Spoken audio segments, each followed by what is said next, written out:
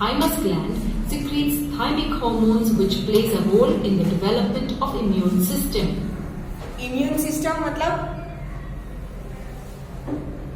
Immunity. अभी तो आपने बहुत ज्यादा वर्ड सुना होगा, अभी कोविड-19 का चल रहा है तो ठीक है। इम्यूनिटी उसे हम हमारी लैंग्वेज में बोले तो रोग प्रतिकारक शक्ति, ठीक है। इम्यून सिस्टम मतलब कि हमारी बॉडी की वो सिस्टम जो हमें अलग अलग डिसीज से बचाती है, ठीक है। तो वो इम्यून सिस्टम को कौन कंट्रोल करता है? सीक्रेट थायमिक हार्मोन, ठीक है। वो कहाँ से रिलीज होता है? थाइमस में से, ठीक है। तो पैराथायरॉइड ग्लैंड के नीचे क्या होगा? थाइमस, ठीक है। थाइमस में से थायमिक हार्मोन रिलीज होगा and plays role in the development of immune system. हमारी बॉडी की इम्यून सिस्टम को कंट्रोल करता है, ठीक है।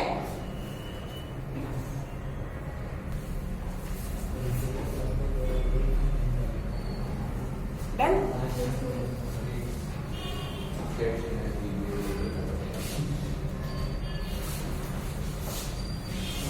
Pancreas secretes insulin which controls blood sugar level. Pancreas कहाँ पे होते हैं? स्टमक के नीचे, बिलो दी स्टमक, ठीक है। स्टमक के नीचे होते हैं पैनक्रियास एंड इंसुलिन। कौन सा हार्मोन उसमें से, पैनक्रियास में से कौन सा हार्मोन रिलीज होता है? इंसुलिन। पैनक्रियाटिक जूस, वो जूस में भी अलग क्या होगा? हार्मोन होगा। पैनक्रियास में से जो जूस रिलीज होगा उसे हम बोलते हैं पैनक्रियाटिक जूस, बट उसमें जो हार्मोन्स होंगे वो कौन से हैं? इंसुलिन। ब्लड शुगर लेवल को कंट्रोल करते हैं, ठीक है। अगर इंसुलिन लोअर लेवल पे रिलीज होता है तो शुगर लेवल बॉडी में बढ़ जाता है, जिसे हम बोलते हैं हाई शुगर लेवल, डायबिटीज, ठीक है। और अगर इंसुलिन ज्यादा रिलीज होता है, ओवर सिक्रेशन ऑफ इंसुलिन, तो शुगर लेवल कम हो जाएगा, ठीक है। Low sugar and high sugar हमें पता है, ठीक है। तो अभी जो आपको जनरली दिखता है वो क्या होता है? High sugar level. आपने सुना होगा, छोटी छोटी एज में तो अब सबको हो रहा है, ठीक है। दैट मीन्स कि इंसुलिन का सिक्रेशन क्या होता है? लो होता है, ठीक है। इसीलिए आपको पता होगा कि जिसमें बहुत ज्यादा हाई शुगर लेवल होता है उन्हें तो इंसुलिन के इंजेक्शंस भी लेने पड़ते हैं, ठीक है। बहुत ज्यादा इतना ना हो, शुगर लेवल थोड़ा सा ही ज्यादा हो तो हम फूड में कंट्रोल करें तो वो बैलेंस हो जाता है, ठीक है। बट एकदम हाई लेवल का जिसमें शुगर हो वो क्या करते हैं? इंसुलिन के इंजेक्शंस लेते हैं, ठीक है। क्योंकि उनकी बॉडी में पैनक्रियास में से जितना चाहिए उतना इंसुलिन रिलीज नहीं हो रहा है, इसीलिए उनकी बॉडी में बाहर से इंसुलिन इंजेक्ट करना पड़ता है। क्लियर? ठीक है। Adrenal glands secrete adrenaline hormone which regulates heart rate, blood pressure, breathing rate and carbohydrate. ठीक है। फिर आता है एड्रेनल ग्लैंड। एड्रेनल ग्लैंड यहाँ पे, ये आप पूरा देखो ना तो ये एड्रेनल ग्लैंड ही है हमारा। ये जो डाइजेशन सिस्टम है वो पूरे को आप क्या बोल सकते हो? Adrenal gland. उसमें से क्या सीक्रेट होता है? एड्रेनलाइन, ठीक है। कौन कौन सी चीजों को रेगुलेट करता है? हमारी हार्ट रेट को, ब्लड प्रेशर को, ब्रीदिंग रेट को एंड कार्बोहाइड्रेट मेटाबॉलिज्म। आपने सुना होगा कि ब्लड प्रेशर का प्रॉब्लम है, हाई बीपी, लो बीपी, ठीक है। तो आपको डॉक्टर जिनको ये प्रॉब्लम होता है हायर या लोअर बीपी का, उन्हें डॉक्टर सजेस्ट करते हैं कि फूड में क्या क्या लेना चाहिए। आपने सुना होगा कि जिसको हाई ब्लड प्रेशर हो उन्हें डॉक्टर बोलते हैं कि ऑयली चीजें मत खाइए, ज्यादा सॉल्टी चीजें मत खाइए, घी खाने को भी मना करते हैं, ठीक है। तो ये सब कुछ किसमें रेगुलेट होता है? हमारे फूड में। इसीलिए तो ये पूरा उसके लिए रेस्पॉन्सिबल है, ठीक है।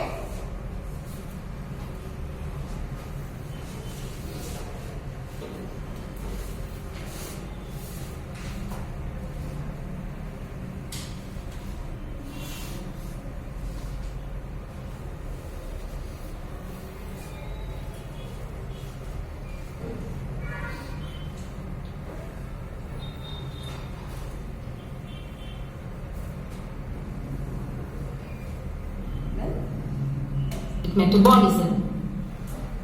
Testes make male sex hormone testosterone, which control the development of male sex organs and male features at puberty. आया प्यूबर्टी, ठीक है, जो एडोलसेंस एज होती है बिटवीन 10-11 टू 18-19, ठीक है, ओनली मेल में ये ग्लैंड होती है टेस्टिस, जिसमें से कौन सा हार्मोन रिलीज होगा, testosterone, which is very important for the reproduction, ठीक है, and control the development of male sex organs and male features at puberty. ये टेस्टोस्टेरोन का धीरे धीरे रिलीज होना स्टार्ट होता है ना, तभी बियर्ड एंड मुस्टाचेस आना स्टार्ट होता है। फिर आपने देखा होगा कि जनरली बॉयज के ये जो शोल्डर्स होते हैं वो ब्रॉड होते हैं गर्ल्स की कंपैरिजन में। बॉयज के शोल्डर है वो गर्ल्स की कंपैरिजन में क्या होते हैं, ब्रॉड होते हैं, ठीक है, जिसे इसे बोलेंगे हम सेकेंडरी सेक्सुअल चेंजेस। क्या बोलेंगे उसे हम, सेकेंडरी सेक्सुअल चेंजेस। मुस्टाचेस आना, फिर बियर्ड आना, फिर ब्रॉड शोल्डर का ब्रॉड हो जाना, ठीक है, they are secondary sexual characters, ठीक है। फिर गर्ल्स में ब्रेस्ट साइज बढ़ना, मेंस्ट्रुएशन साइकिल स्टार्ट हो जाना, this all are secondary sexual characters, ठीक है। Ovaries make estrogen and progesterone, which control development of female sex organs and female features at puberty.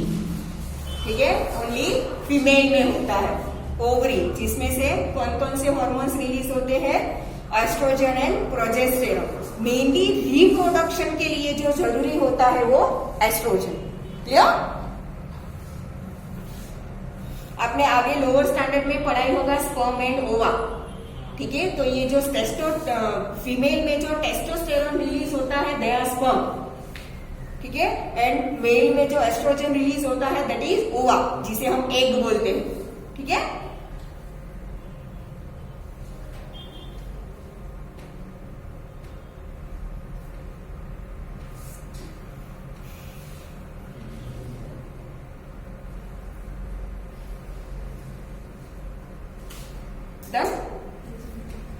India another चीज, girls में जब bone होता है तभी ऑलरेडी ओवरीज में एग प्रेजेंट होते हैं, ठीक है, बट जब तक प्यूबर्टी स्टार्ट ना हो तब तक वो एग है वो फर्टिलाइज नहीं होते, मतलब कि एग का सिक्रेशन स्टार्ट नहीं होता, वो ओवरीज में पड़े रहेंगे। जब तक प्यूबर्टी स्टार्ट नहीं होगी तब वो एग क्या होंगे, ओवरीज में पड़े रहेंगे। जब वो 10 to 11 मतलब कि प्यूबर्टी लेवल में एंटर करती है तब ये एग एक एक करके धीरे धीरे क्या होते हैं, रिलीज होना स्टार्ट होते हैं, ठीक है। बट जब वो एग फर्टिलाइज नहीं होते, मतलब कि जब एग और स्पर्म का फर्टिलाइजेशन नहीं होता, ओवा मतलब एग जब फर्टिलाइज नहीं होते तब वो यूटेरस में से क्या हो जाते हैं, सिक्रेट हो जाते हैं, बाहर निकल जाते हैं, जिसे हम बोलते हैं menstruation cycle. Clear? Progesterone controls the uterine changes during the menstrual cycle. We have discussed about different glands in our body, the hormones secreted by them, and their specific functions. Now, can you explain why it is important for us to have iodized salt in our diet? Iodine की क्यों जरूरत होती है? अभी थोड़ी देर पहले देखा किसमें आयोडीन होता है, थायरोक्सिन हार्मोन में। थायरोक्सिन हार्मोन कहाँ से रिलीज होता है, थायराइड ग्लैंड में से। इसीलिए हमारे फूड में आयोडीन का होना जरूरी है। अगर एक्स्ट्रा आयोडीन होगा तो भी प्रॉब्लम होगा, ठीक है। एक्स्ट्रा आयोडीन होगा तो थायरोक्सिन का रिलीज बढ़ता जाएगा, जिसकी वजह से बॉडी एकदम पतला पड़ता जाएगा, ठीक है। The hormone thyroxine produced by the thyroid gland contains iodine. This hormone controls the metabolism of carbohydrates, fats and proteins in the body. Iodine is necessary for the production of thyroxine. The deficiency of iodine in the diet produces less thyroxine and causes a disease known as goiter. The iodized salt contains appropriate amount of iodine compound, potassium iodide, which can provide the necessary iodine. It is the most economical, convenient, and effective way of controlling goiter. The endocrine system effectively controls coordination through the hormones secreted by various endocrine glands. Let us proceed to explore how the hormones bring about chemical control in human beings. Chemical control.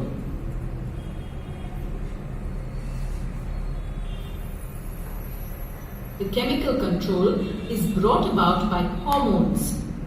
The endocrine glands secrete hormones in our body. These glands are called the ductless glands because they do not have any duct to store or transport their secretions. The glands secreting the hormone are localized. The hormones produced by these glands are directly released into the bloodstream.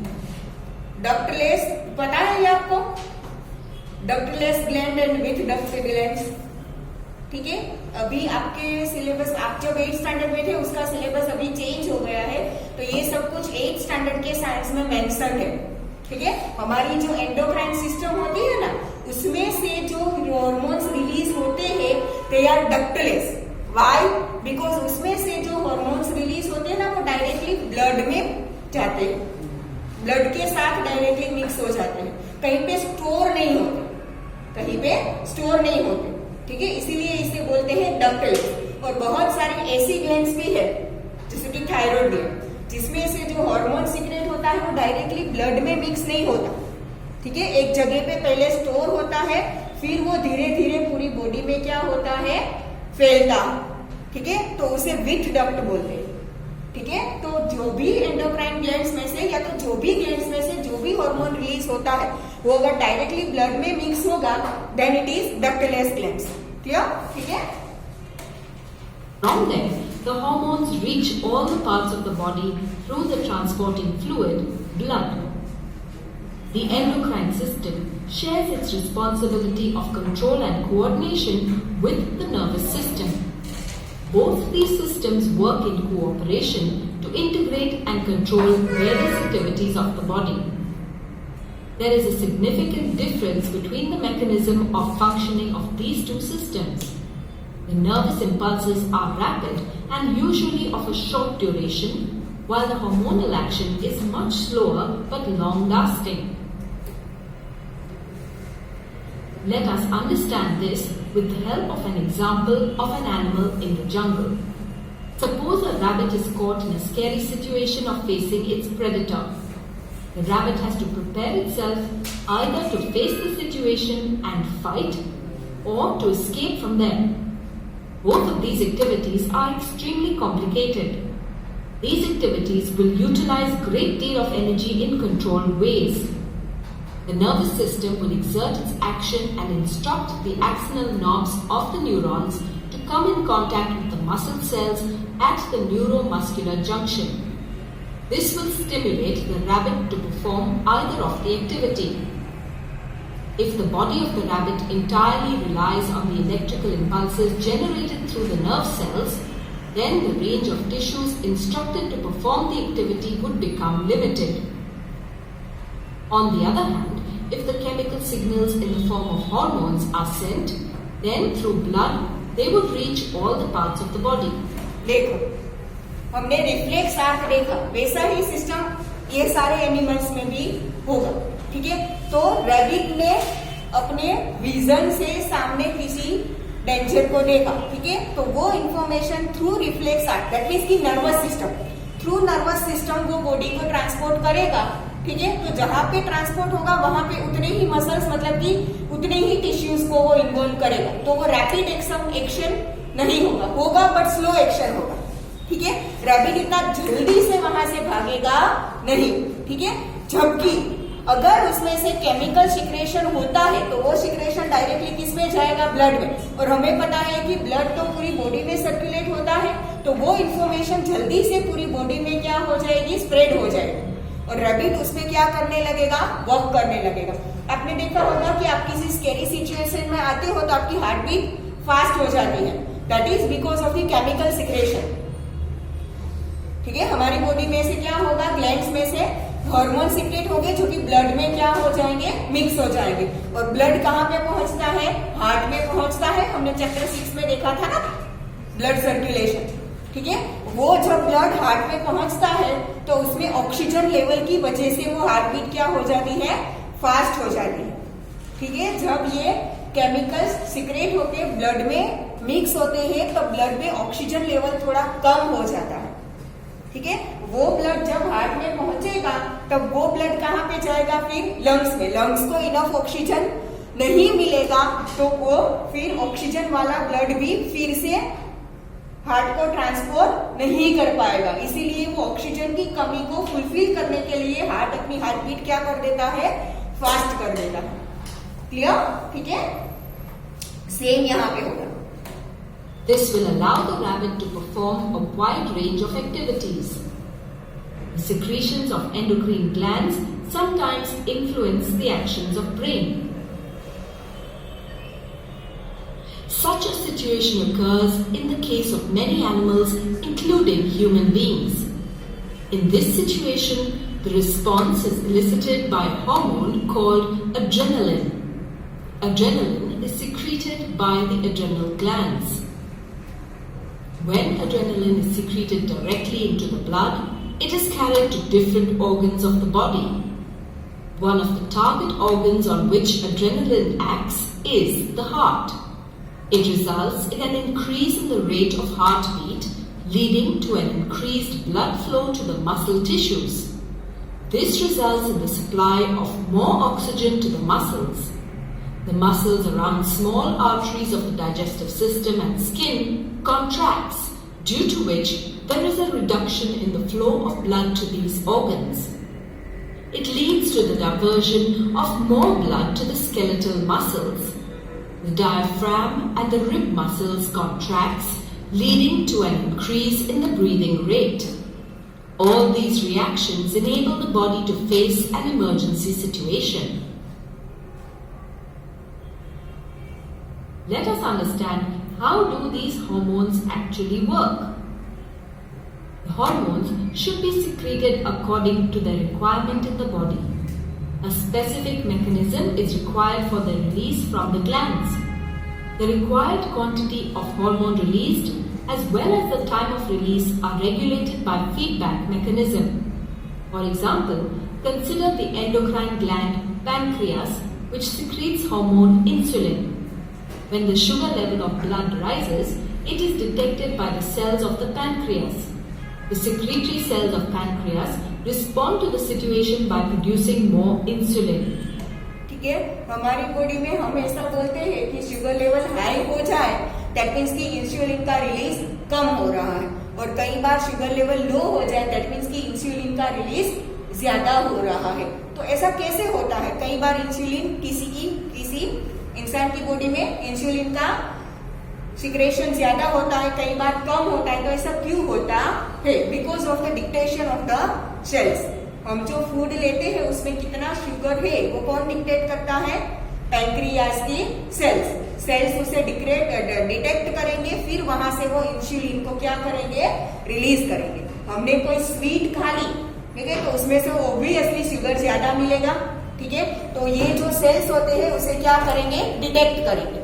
उन्हें पता चल गया कि high sugar आया तो वो insulin ज्यादा release करेगा, जिससे हमारी बॉडी में शुगर लेवल कंट्रोल हो जाएगा।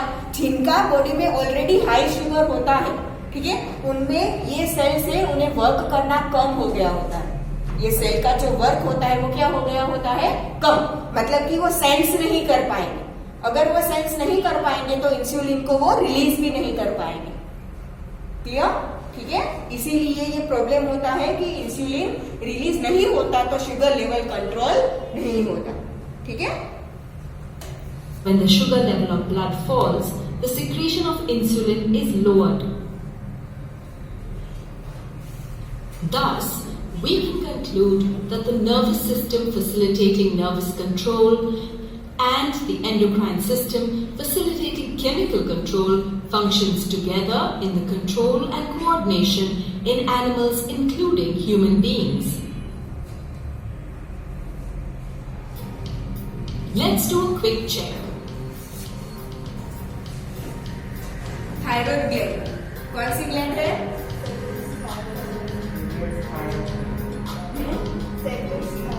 Secrets thyroxine.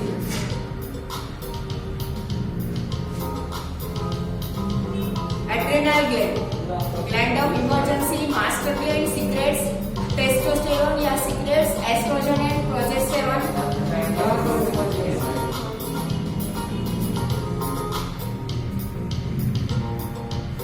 Pituitary gland master gland जो पूरी बॉडी को रेगुलेट करती है.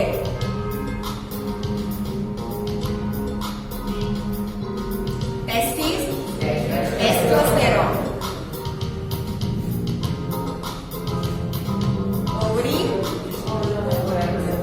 देखो ओवरी ये ही है. हाँ ये पूरा तो फीमेल रिप्रोडक्शन सिस्टम है.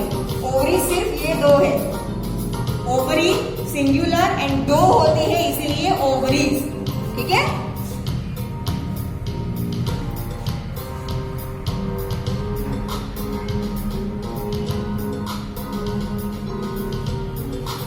Let's do a quick check. Controls the uterine changes during the menstrual cycle. Progesterone. Which of the following element is required for the normal functioning of thyroid gland? Iodine. Which hormone controls the metabolism of carbohydrates, fats and proteins in the body?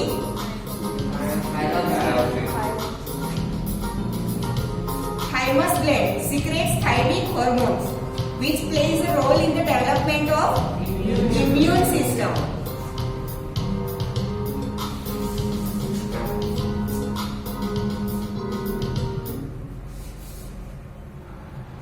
Coordination in plants. Touch me not. Plants absorb water, in which minerals are dissolved from the soil with the help of their roots. For effective absorption by the root system, there has to be some loss of water from the plant. This process of loss of water from the plants is known as transpiration. It is carried out by the transpiring organs of the plants. Transpiration takes place in the leaves through the stomata. The process of transpiration is followed by an upward movement of water and minerals inside the plant, like ascent of sap from the roots. Ascent of sap is actually the process of translocation of water from the roots to the shoot region. The absorbed minerals are then utilized for various metabolic activities. ये transpiration and translocation chapter 6 में हमने देखा था, याद हो तो. ठीक है.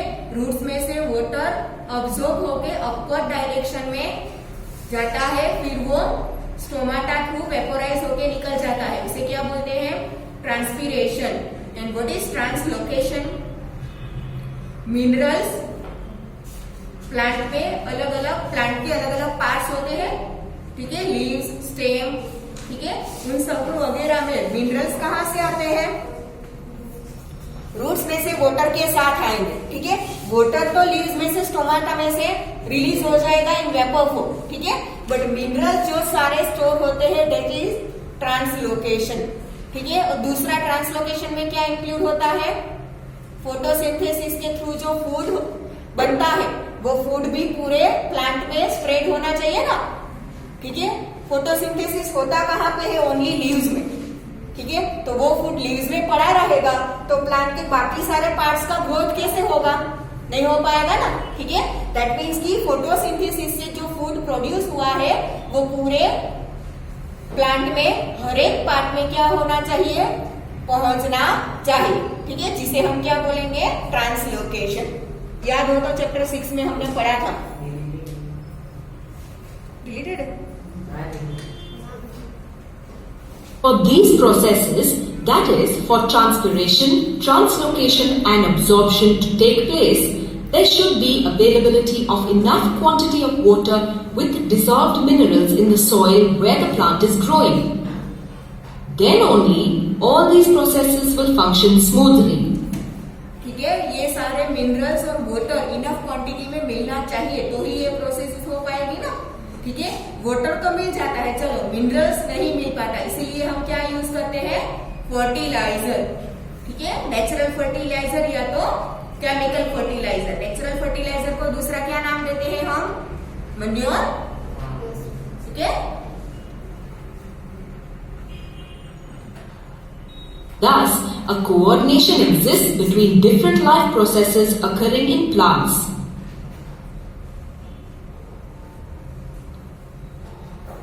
Animals have muscles with the help of which they are able to perform different movements.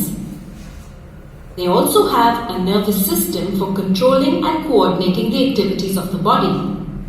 Plants do not possess a nervous system like animals. The muscular system is also absent in plants. Then how do plants show different movements? Let us learn about it. The movements exhibited by plants are mainly in response to the stimulus. Stimulus can be internal or external in nature. In a sensitive plant like mimosa, the movement of closing of leaflets is a response to the stimulus of touch. When we touch the leaf, the leaflets close. They open after some time. This movement, which occurs in response to the stimulus of touch, is known as desmonastic movement.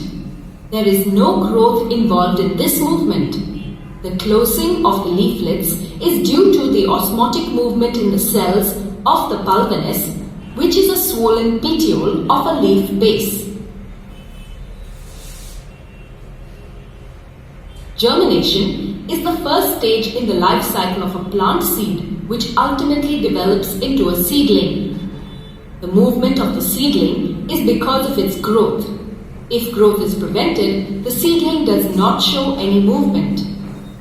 Thus, if we consider the examples of mimosa plant and the seedling, we can conclude that the plants exhibit two types of movements. One movement is growth-dependent movement, as shown by the seed growing into a seedling. The other type is growth-independent movement, as shown by the leaves of the mimosa plant. Movements in plants which are growth-independent.